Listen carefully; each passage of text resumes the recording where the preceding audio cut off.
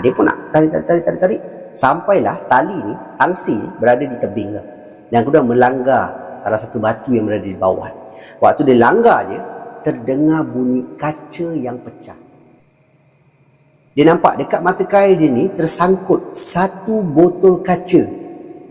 Botol kaca yang bahagian tutup tu kan, tersangkut dekat situ, bahagian bawahnya dah pecah. Apa yang lagi menakutkan adalah di bahagian penutup ini diikat dengan kain kuning.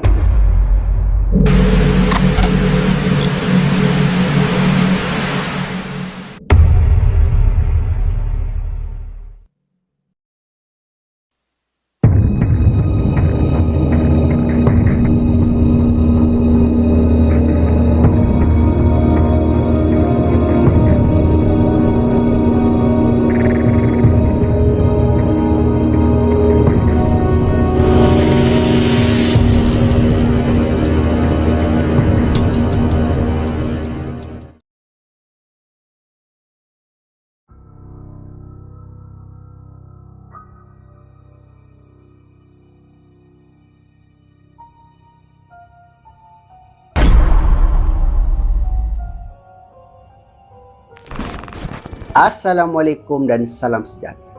Kembali lagi di dalam channel Sembang Kopi. Channel yang bakal memaparkan pengalaman-pengalaman seram yang menarik untuk anda dengarkan. Terima kasih diucapkan kepada anda semua yang dah pun subscribe dan terus menyokong channel saya ni. Dan yang mana anda semua yang baru je sampai ke Sembang Kopi ni pun, saya nak ucapkan selamat datang. Dan yang mana anda semua yang belum menekan butang subscribe bahagian bawah, bolehlah tekan dulu butang subscribe sebagai tanda sokongan anda kepada saya. Dan saya doakan anda semua yang menonton video ini dipermudahkan segala urusan anda semua dan dimurahkan rezeki yang barokah. Di dalam episod kali ini, kita akan dengarkan 4 pengalaman seram menarik. Yang mana di antara kisah seram yang berlaku pada episod kali ini adalah pengalaman seram seorang pengirim kita yang mengalami gangguan penampakan. Satu susuk tubuh menyeramkan sedang melintas jalan ketika dia dalam perjalanan menuju ke rumah rakan lamanya. Dan ada juga pengalaman seram seorang pengirim kita yang bekerja sebagai seorang pramugari dan mengalami gangguan ketika dia berada di salah sebuah lapangan terbang. Bagaimanakah kisah seram ini berlaku dan bagaimana pula pengakhirannya? Jangan lupa tonton video ini sampai habis. Dan jika anda sudah bersedia, kita mulakan dengan pengalaman seram kita yang pertama. Get your coffee. Jom aku story.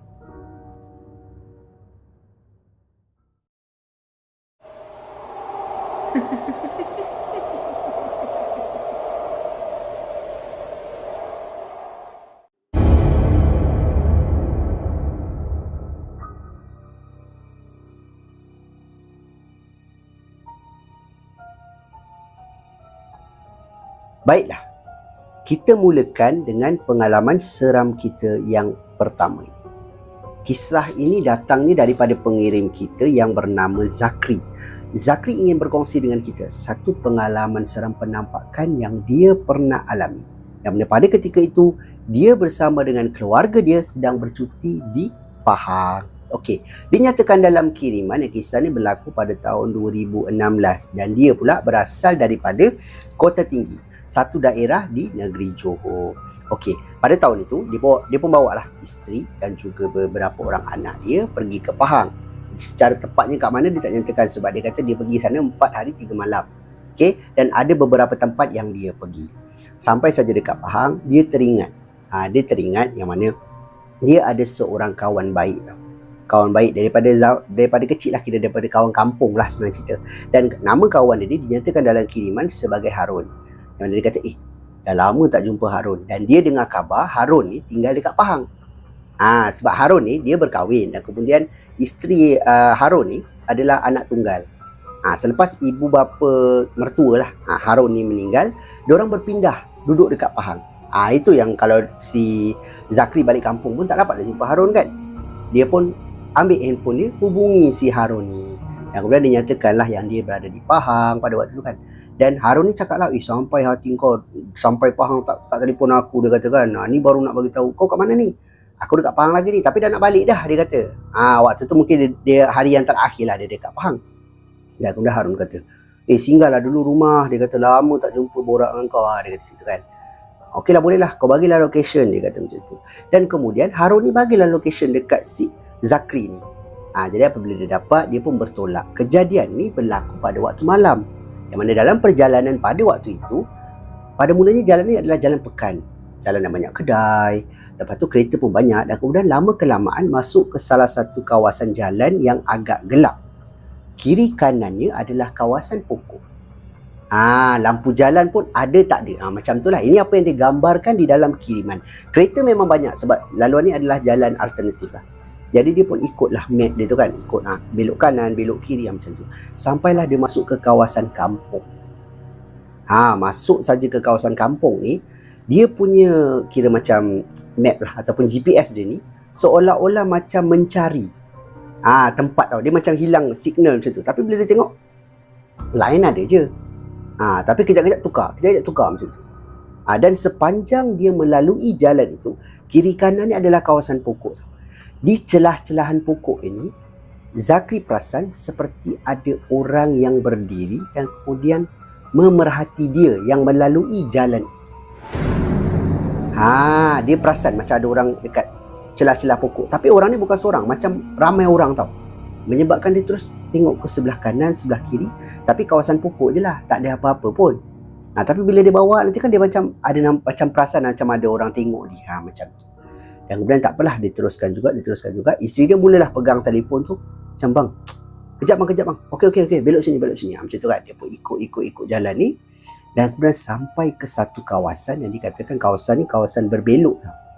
Kawasan berbelok. Zakri baru nak lalu, dia tekan brake. Tekan brake kerana dia nampak ada satu susuk tubuh berpakaian serba putih. Rupanya tu agak menyeramkan. Sedang berjalan perlahan melintasi jalan. Apabila Zakri nampak benda tu, dia berhenti, dia pandang tau ke arah benda tu. Dan kemudian dia perhatikan lampu kereta dia sedang suluh ke arah susuk tubuh ni tadi. Dan kalau itu orang, dia akan nampak bayang-bayang. Betul tak? Kalau benda ni jalan, nampak bayang-bayang orang berjalan kan. Tapi masalahnya bayang-bayang tak ada. Satu. Dan kemudian isteri si Zakri ni tanya, bang, kenapa abang berhenti kat sini? Dia cakap macam tu. Dan kemudian Zakri macam pandang isteri dia pandang depan. Seolah-olah nak menyatakan yang ada orang sedang melintas. Macam nak jalan kan. Dan isteri dia pandang ke depan. Bang, jalan nak bang. Bang, jalan nak. Macam tu. Maknanya, dia saja yang nampak. Isteri dia tak nampak. Dan kemudian Zakri nampaklah orang ni melintas dan kemudian masuk ke kawasan pokok-pokok ni dan kemudian hilang. Jadi bila Zakri dah nampak je kan, dia pandang isteri dia kata, bang, jalan lah bang. Seramlah kat sini, dia kata begitu.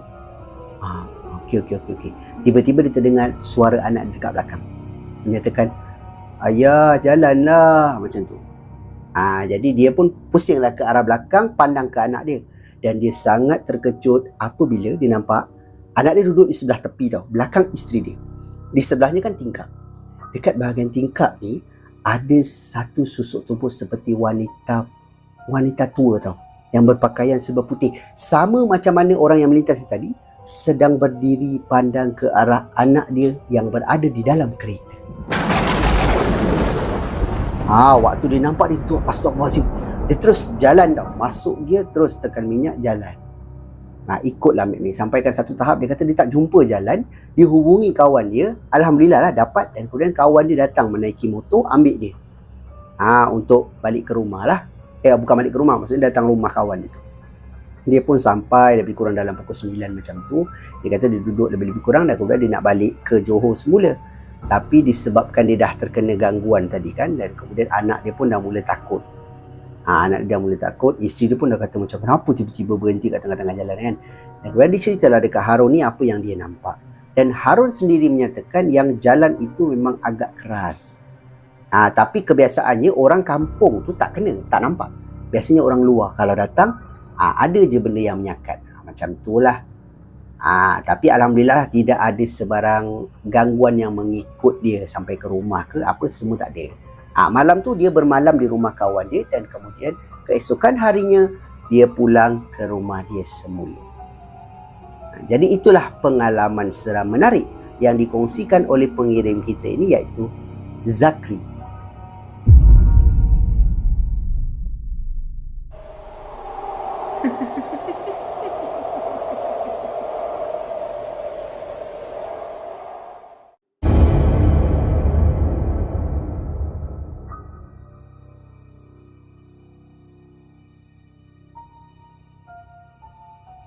Kita beralih pula ke kisah seram kita yang kedua. Pengalaman seram kita yang ini diceritakan berlakunya kepada pengirim kita yang bernama Danastri. Yang mana Danastri ni adalah seorang wanita lah yang bekerja sebagai pramugari di salah sebuah syarikat penerbangan yang terletak di Indonesia. Okay? Dan kisah ni berlaku pada beberapa bulan yang lalu. Secara tepatnya bulan berapa dia tak nyatakan lah. Cuma dia kata beberapa bulan yang lalu. Dan kemudian pengalaman seram ini masih menghantui fikiran dia sehinggalah ke hari. Kisah dia bermula begini. Okey, dan Nasri nyatakan pada waktu itu dia bekerja malam tau. Masa tu dia ada satu penerbangan daripada Jakarta menuju ke Surabaya. Sampai saja ke lapangan terbang ni, seperti biasa, semua penumpang akan turun. Betul tak? Sampai je penumpang yang terakhir turun, dia dengan kru yang lain mulalah melakukan pemeriksaan yang untuk kali terakhir dekat dalam kabin ni ataupun dekat dalam kapal terbang ni. Jadi setelah selesai kerja dia apa semua, dia pun keluar menuju ke arah lapangan terbang ni, duduk di salah satu ruang rehat yang telah disediakan untuk para pramugari lah. Sementara dia menunggu di situ, di salah satu kerusi, dia kata dia nak tunggu. Selepas ni akan ada penerbangan seterusnya lah. Jadi sementara tu dia duduk kat situ dulu untuk berehat. Sambil dia rehat ni, dia kata dia nampak lah ada orang lalu kan. Sebab kawasan lapangan terbang ni pada waktu tu kira dah pukul 1 lebih, agak sunyi. Jadi kalau orang lalu memang dengar bunyi tapak kaki kedek-kedek. Nanti dia pun tengok ke arah laluan ini, ada orang lalu. Macam tu. Nanti akan ada orang lalu lagi. Tapi semua pekerja-pekerja ni lah, pekerja-pekerja di lapangan terbang tersebut. Okey, waktu dia tengah duduk ni, ada satu situasi seram tau yang menghantui dia. Dia sedang duduk dekat salah satu kerusi, tiba-tiba daripada anak mata dia, daripada jauh lah, dia nampak seperti ada satu susuk tubuh wanita berpakaian serba putih dan kemudian rambut ni agak sedikit panjang, sedang berjalan menuju ke arah dia yang sedang duduk. Jadi bila dia duduk kat situ, dia nampaknya dia terus perhatikan. Dia toleh ke arah benda tu. Dan kemudian dia nampak benda ni seolah-olah berdiri kat situ je. Tapi bila dia amati betul-betul, benda ni macam semakin dekat. Kira mungkin apa yang dia nak nyatakan dekat dalam kiriman ni adalah benda tu bergerak menuju ke arah dia. Tetapi pergerakan tu sangat-sangat perlahan. Kira smooth je macam tu. Jadi bila dia nampak, dia tunduk. Nanti kan dia pandang lagi, benda tu semakin dekat dengan dia. Dia tak tahu kenapa dia tak boleh nak bangun berlari tau. Sebab dia dah macam kaku kat situ. Dia dah takut dah waktu tu. Sampailah benda tu dah betul-betul berada dekat dengan dia. Dekat dengan dia. Dan memang dia perasan benda ni berpakaian putih, berambut sedikit panjang, muka tak nampak tau. Dan kemudian dia perhatikan, daripada dia tengok lantai ni, dia tengok ke arah benda tu, menambah ketakutan dia apabila dia nampak di bahagian kaki ini tidak ada kaki yang kelihatan. Kain putih ini seolah-olah terapung sahaja. Menyebabkan dia mula pejamkan mata. Dia baca serba-serbi ayat yang dia tahulah kan. Ayat dia tahu, dia baca dalam hati. Dan bila dia buka mata, benda tu masih berada di situ. Entah dia dapat kekuatan daripada mana, dia berdiri toleh ke arah sebelah kanan dan kemudian beredar daripada kawasan tu. Waktu dia berjalan, dia terdengar seperti di bahagian belakang ni ada suara. Suara seperti ketawa kecil. Macam tu. Menyebabkan dia pun toleh ke arah belakang, sambil tu dia baca. Dia toleh lagi. Benda tu tak ikut dia dah, berdiri kat situ je. Dan kemudian sampai satu masa dia pandang, benda tu dah tak ada lagi. Hilang macam tu je. Waktu benda tu bergerak pun, kalau benda tu berjalan sekalipun, mesti akan ada bunyi tapak kaki. Macam dinyatakan di awal kiriman lah kan. Kawasan pada waktu tu, bukan kawasan, situasi pada waktu tu agak sunyi. Jadi kalau ada bunyi tapak kaki mesti dengar. Tapi tak ada bunyi tapak kaki pun yang didengar waktu tu. Dan benda ni seolah-olah macam terapung, terbang perlahan ke arah dia. Dan kemudian dia pergilah ke satu lagi ruangan rehat dan dikatakan ada beberapa orang kru. Tapi saya tanya juga dia kan melalui email ni, saya balik email dia. Saya tanyalah, kenapa tak duduk dekat tempat yang ramai orang? Kenapa duduk situ kan? Sebab dia kata kalau ramai orang, biasanya dia orang akan berbual. Jadi dia macam nak rehat lah, tidur ke macam tu lah. Jadi dia ambil lah ruang yang agak sedikit terpencil. Tapi dia tak sangka lah bila dia duduk dekat ruangan yang macam tu, dia terkena gangguan. Sehingga ke hari ni, kalau ada flight penerbangan ke Surabaya, tak kira daripada mana pun, contoh pergi ke Surabaya, landing dekat lapangan terbang itu, gangguan ini akan terus bermain di ingatan dia. Seolah-olah benda tu masih ada dekat situ. Tapi gangguan yang dia kena hanya itu sajalah. Saya nak mohon maaf kepada Danastri kerana dia dah 2 kali hantar kisah ni kepada saya, dan saya bukan tak nak share kisah awak ya Danastri, tapi saya perlukan kira macam translate lah, sebab ada beberapa perkataan yang digunakan yang saya tak faham. Contoh maskapai, saya mula baca maskapai ni apa, jadi saya nak kena cari maksud dia betul-betul kan sebelum saya ceritakan. Lepas tu bandara saya tak tahulah, mungkin anda semua tahu, tapi bandara ni apa saya pun cari maksud dia. Lapangan terbang macam tu. Jadi saya terpaksa translate dulu, susun balik ayat cantik, baru saya boleh kongsikan kepada para penonton. Jadi terima kasih kepada Danastri kerana berkongsi kisah yang menarik ini, dan inilah pengalaman seram yang dialami oleh Danastri.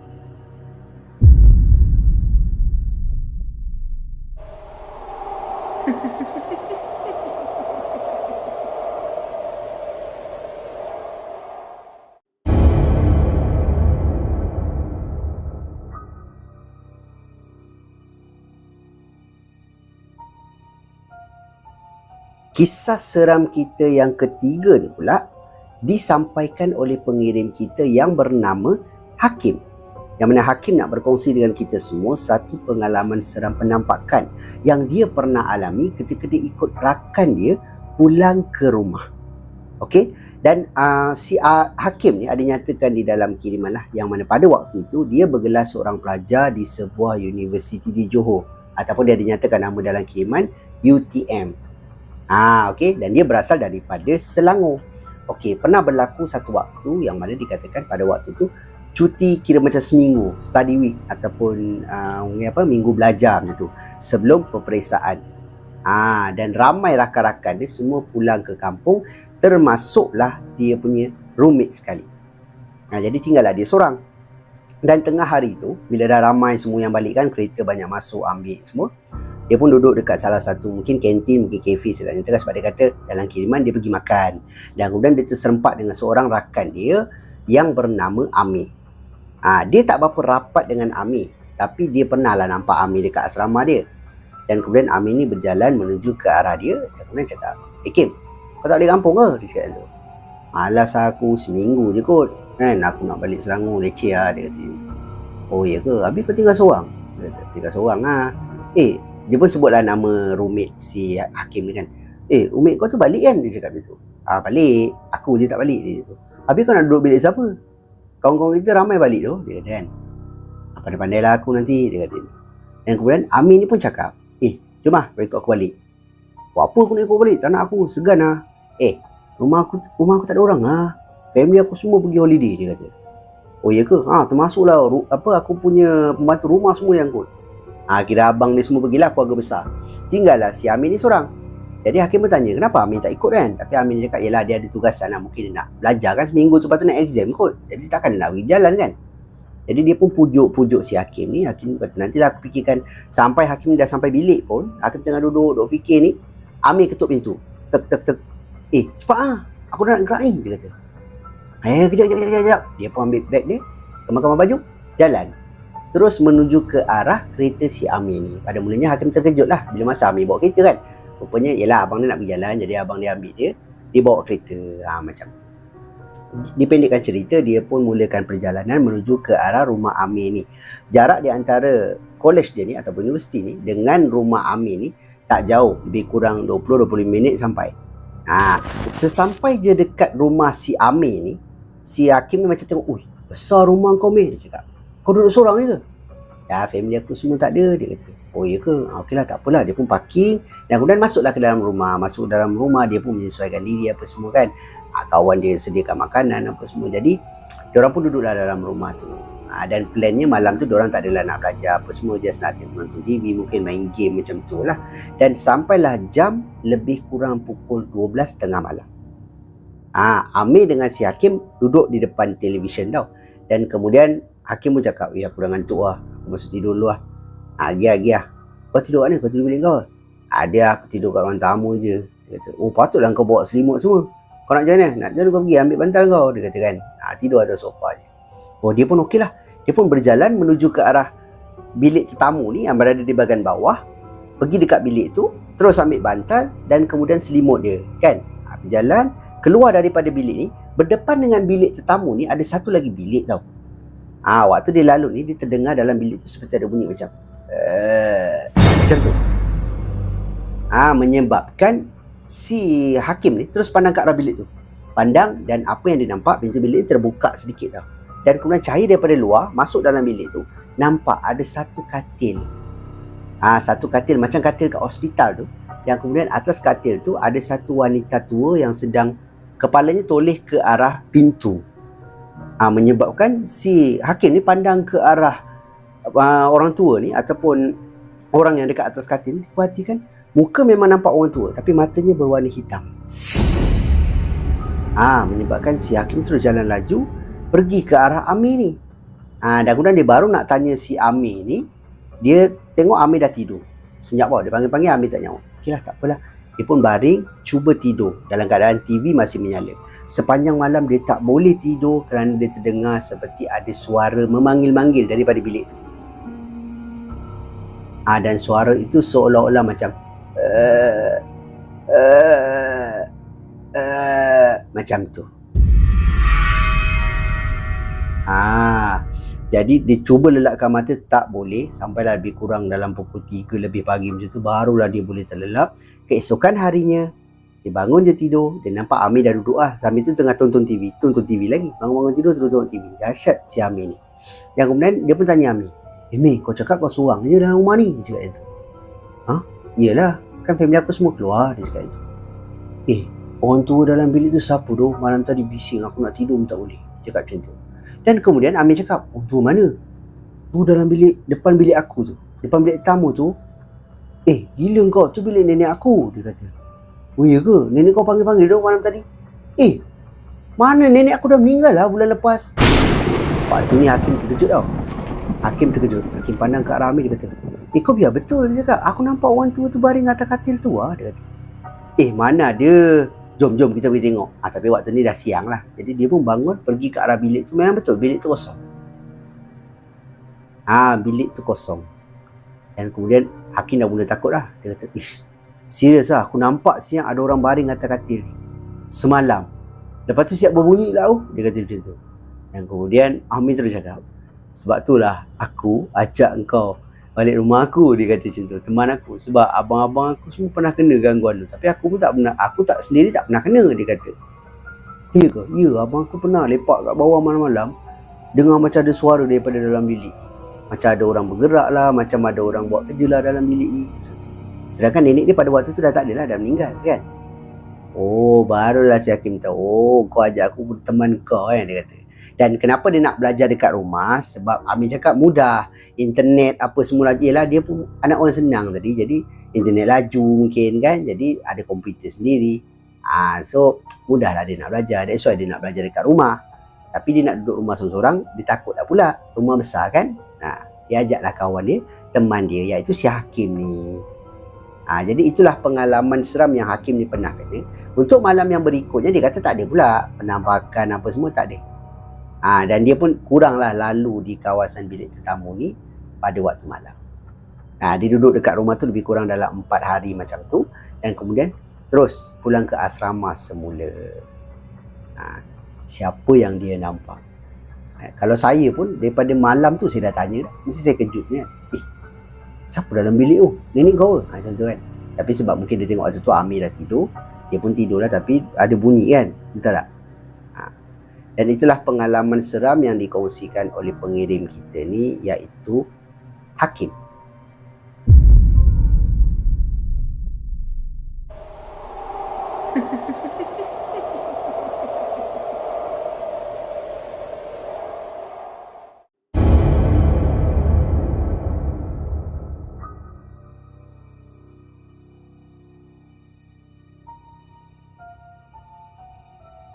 Sampailah masa untuk kisah seram kita yang terakhir untuk video kita pada kali ini.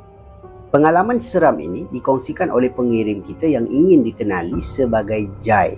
Yang mana Jai ni nak berkongsi dengan kita semua satu pengalaman seram yang dia pernah alami ketika dia pergi memancing bersama dengan rakan dia. Jai nyatakan di dalam kiriman yang dia ni tinggal di area Tanjung Minyak, satu kawasan di negeri Melaka lah. Dan dekat kampung tu, dia bukan dekat kampung tu lah, maknanya daripada dia kecil lagi memang hobi dia memancing. Mula dengan ikut bapak dia apa semua, sampailah dia dah besar dia mancing sendiri. Jadi kalau kebiasaannya dia mancing sungai lah. Dan pernah berlaku satu hari yang mana dia call lah ataupun dia hubungi kawan dia yang bernama Azhar. Dia telefon si Azhar ni, dia kata, jom pergi mancing jom. Dan Azhar ni on je. Boleh, bila? Malam ni. Okey, kita mancing. Esok kau tak kerja? Tak, esok aku tak kerja. Okey. Dia pun deal dengan Azhar ni lebih kurang jam pukul 8 macam tu ataupun lepas Isyak macam tu kan. Dia jumpa dengan si Azhar ni, dah siap lah perkakas nak pergi mancing semua. Dia menaiki motosikal, Azhar ni menaiki motosikal. Dan kemudian terus berjalan menuju ke arah sungai yang berada di kampung dia lah. Dan dia kata sungai ni dengan rumah dia tak jauh pun. Dia naik motor je. Jadi sampai je dekat sungai ni, dia pergi ke satu kawasan yang mana dikatakan kawasan tu sungai. Tapi di bahagian tebing ni ada batu-batu. Jadi dia mulalah siapkan joran, pasang umpan, balik, masuk dalam air. Sementara ditunggu ikan, dia pun berbual dengan si Azhar ni kan. Berbual. Dan kemudian dia tarik. Lepas tu dia tengok, umpan dia habis. Tapi ikan tak ada. Maknanya ikan dah makan lah umpan dia tu. Dia pun masukkan lah lagi, baling lagi. Tapi malam tu memang tak ada langsung ikan. Dan beberapa kali rakan dia bernama Azhar ni cakap dekat si Jai ni tau. Jai, jom lah Jai. Kita balik lah Jai. Relax lah. Kita mancing tak sampai berapa jam kot. Dia tanya. Cuma aku tak sedar hati lah. Si Azhar ni cakap macam tu. Dan kemudian Jai ni mula macam nak tanya, kau nampak apa-apa ke? Tapi tak boleh lah kan. Kalau kawan dia cerita, mesti kawan dia menegur maknanya kan. Jadi dia kata, tak ada apa lah. Lepak luar kejap, sikit lagi. Tak ada ikan ni. Dia kata. Okey. Azhar ni pun angkat joran dia kan. Tarik joran dia, pasang umpan, baling lagi. Tunggu ikan. Dan entah macam mana, si Jai ni kata, tak ada ikan lah. Dia tarik lagi sekali joran dia. Dia tarik joran nak tengok umpan lah. Waktu dia tarik ni, dia terasa joran dia agak sedikit berat. Dan pada mulanya dia kata, ada ikan sangkut dia fikir macam tu. Tapi joran dia tak ada pula macam tertarik. Maksudnya dia tak bergerak lah macam ikan makan kan. Siapa pemancing mesti tahulah. Ada macam gerak-gerak itu. Tak ada pula. Dia pun nak tarik. Sampailah tali ni, tangsi ni berada di tebing lah. Dan kemudian melanggar salah satu batu yang berada di bawah. Waktu dia langgar je, terdengar bunyi kaca yang pecah. Menyebabkan dia kata, apa benda tu? Dia kata. Dia pun angkat sampai dia punya tangsi tu dah dekat dengan joran dia ni. Tengok, apa benda ni siap? Buka lampu dia cakap tu.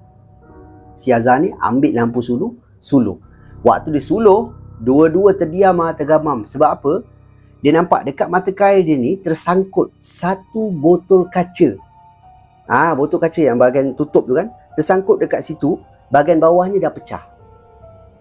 Apa yang lagi menakutkan adalah di bahagian penutup ini diikat dengan kain kuning. Waktu ni Azhar dah diam, Jai dah diam. Dia orang pandang sama sini, lepas tu dia orang kata, Sinsa, botol apa ni siap dia tu. Dan kemudian Azhar ni cakap, Jai, buang. Buang, dia kata. Dia pun ambil, dia buang jauh-jauh. Dia orang pun terus berkemas untuk balik. Sampai saja dekat depan rumah Jai, dia berbual lah dengan Azhar ni kan. Lepas Azhar tu, aku takut siap. Kau tahu tak? Botol biasanya kalau ikat kain kuning ni, aku takut ada orang buang benda je, dia kata. Dalam botol tu ada sesuatu lah, jin ke apa kan. Jadi si Jai ni kata, Habis macam mana ni? Botol tu pecah siap. Itulah, dia ikut kita balik lah Tahu lah, tak apa lah. Baca doa, suruh masuk rumah. Okey. Azhar ni pun terus start motor dia balik ke rumah. Malam tu, gangguan itu ikut sampai ke rumah. Yang mana Jai pada waktu tu cuba untuk lelapkan mata. Dekat dalam bilik lah, dia dah siap mandi apa semua lah ni. Dia cuba nak lelapkan mata, tiba-tiba dia terdengar seperti ada bunyi kaca yang pecah di bahagian dapur rumah dia. Macam tu kan. Menyebabkan dia macam, mak ke? Dia kata macam tu kan. Sebab dia tinggal dekat rumah, mungkin ada orang tua dia lah kat rumah. Jadi dia pun keluar daripada bilik dia menuju ke arah dapur. Dapur pada ketika itu gelap. Dan kemudian sampai saja dekat dapur, dia tengok keliling, dia buka lampu, dia dapati tak ada satu pun kaca yang pecah. Tak kira lah cawan ke, pinggan ke, tak ada. Tapi bunyi kaca tu dia dengar lah, kaca pecah tu. So dia kata, mungkinkah bunyi kaca yang dekat sungai tadi bermain dekat telinga dia kan? So dia buat tak tahu, dia tutup balik lampu, dia jalan, dia masuk bilik. Waktu dia nak tutup pintu, dia terdengar seperti ada bunyi kaca pecah lagi dekat dapur dia. Kali ni dia terus buka pintu, dia pandang ke arah dapur, dan waktu ni dia dah rasa takut sebab dapur pada ketika itu gelap kan, dan kemudian tak ada sesiapa. Dia terus tutup pintu, baring, cuba lelakkan mata. Dan kemudian keesokan harinya dia tanyalah dengan mak ayah dia, "Mak, semalam mak tak dengar ke ada bunyi kaca pecah?" Dia kata. Dan kemudian mak dia pun cakap, "Mana ada, mak tak dengar apa-apa pun. Kau balik buat apa semalam?" Dia kata. "Tak ingat lah mak, sebelah sebih kot." Dia kata. Ini contoh lah, dia kata dia berbual dengan mak dia. Saya tak tahu itu. Ini contoh saja. Jadi dia pun dah berbual dengan mak dia. Dan kemudian dia jumpa pula kawan dia, si Azhar ni. Dan kemudian Azhar ni ceritakan perkara yang sama. Dia terkena gangguan juga di rumah. Tapi kawan ini kena lagi teruk lah. Pintu bilik dia diketuk. Dia ingatkan mak dia. Bila dia buka, tak ada orang. Macam tu. Dan kemudian waktu si Azhar ni nak tutup pintu, lepas dia dah dengar bunyi ketukan tu kan, nak tutup pintu, pintu ni seolah-olah ditolak. Gitu. Kira dia terasa macam ada orang tolak, pintu tu tendang balik. Itu dia pandang keluar, dia tengok tak ada orang, dia tutup pintu, dia baring untuk lelapkan mata. Dan kemudian ada benda menggeletik di kaki dia lah. Ini apa yang Azhar kena lah, Azhar cerita dekat si Jai ni. Tapi gangguan itu malam tu sajalah. Malam-malam berikutnya, Jai ni tanya Azhar, tak adalah. Dan Jai ni pun sama, malam tu je yang dia kena. Adakah benda di dalam botol itu ikut dia? Kita pun tak pasti. Ataupun betul ke botol tu ada benda yang duduk dalam dia? Kita pun tak tahu kan. Tapi kalau dah diikat kain kuning, kalau ikut pengalaman saya membaca dan dengar cerita-cerita orang, memang ada sesuatu lah kan. Dan tak mustahil pun orang akan buang di sungai atau di laut. Betul tak? Jadi saya doakanlah si Jai dengan rakan dia ni tak adalah terkena apa-apa kan. Jadi itulah pengalaman seram kita yang terakhir dikongsikan oleh pengirim kita, iaitu Jai.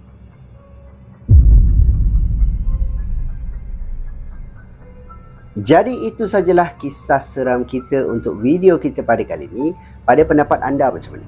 Dalam keempat-empat kisah ini, mana satu kisah yang paling menyeramkan? Anda boleh tinggalkan pendapat anda di ruangan komen dekat bawah. Dan yang mana anda semua yang ada kisah-kisah seram dan sudi berkongsi dengan saya dan juga semua penonton Sembang Kopi, anda bolehlah kirimkan ke alamat email Sembang Kopi ataupun Telegram Sembang Kopi, yang mana alamat email dan juga link Telegram saya memang dah tinggalkan siap-siap di ruangan description dekat bawah. Dan mana anda semua yang baru je sampai ke Sembang Kopi dan anda suka dengan cara penyampaian saya, anda terhibur dengan kisah-kisah seram yang saya kongsikan dengan anda ni, saya hargai sangat-sangat. Kalau anda dapat bantu saya, bantu channel saya dengan tekan butang like, butang subscribe dan juga butang loceng supaya anda tak akan terlepas apa-apa video yang saya akan upload lagi lepas ni. Jangan lupa temu janji kita di dalam episod yang akan datang. Akan ada lebih banyak lagi kisah seram yang menarik saya akan kongsikan di dalam channel saya ini. Itu sajalah daripada saya. Thanks for watching. Assalamualaikum. See ya. Love you all.